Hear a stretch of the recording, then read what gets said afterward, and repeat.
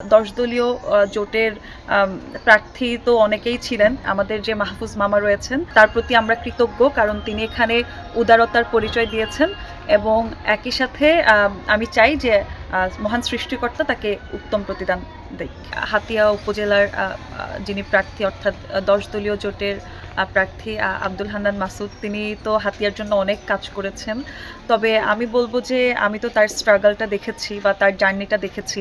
গণঅভ্যুত্থানের পরে এই যে 1.5 বছর সে তার দ্বীপের জন্য বা তার এলাকার মানুষের জন্য তিনি অনেক কাজ করেছেন এবং একই সাথে আমাদের গণঅভ্যুত্থানের আগে তো আমরা দেখেছি যে বাংলাদেশের মানুষ পলিটিক্যালি খুব বেশি কনসাস না।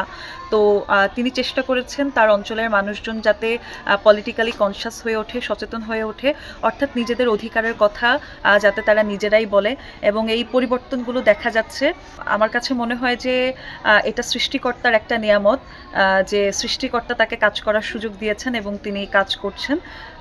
আমি চাই যে শুধু এই সময়টাই না, মানুষের জন্য কাজ করার যে সুযোগটা তিনি পেয়েছেন, এই কাজ করার সুযোগটাকে কাজে লাগিয়ে তিনি দীর্ঘদিন কিংবা সারা জীবন মানুষের জন্য কাজ করে যেতে পারেন। 10 দলীয় জোটের প্রার্থী তো অনেকেই ছিলেন।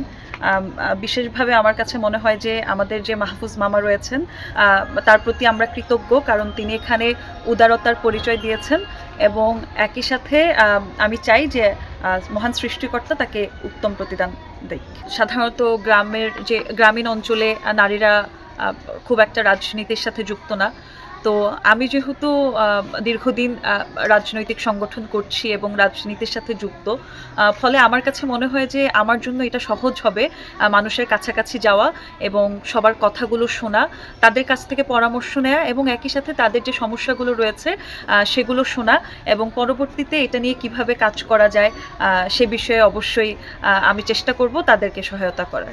মহান সৃষ্টিকর্তাই জানেন যে নির্বাচনে কি হবে, তবে আমার কাছে মনে হয় এবং আমার বিশ্বাস যে যিনি দীর্ঘদিন হাতিয়ার জন্য লড়াই করেছেন, দীর্ঘদিন হাতিয়ার জন্য সংগ্রাম করেছেন, হাতিয়ার উন্নয়নে কাজ করেছেন, আল্লাহ হয়তো তাকে উত্তম প্রতিদান দিবে এবং আমরা সবাই সেটাই চাই।